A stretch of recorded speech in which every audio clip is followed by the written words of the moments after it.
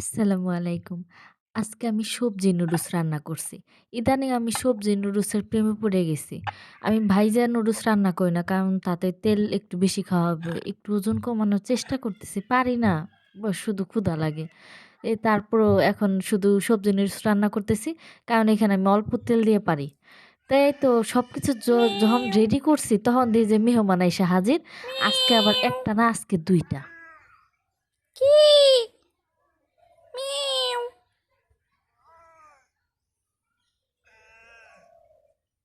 আয় আয় আয় আয়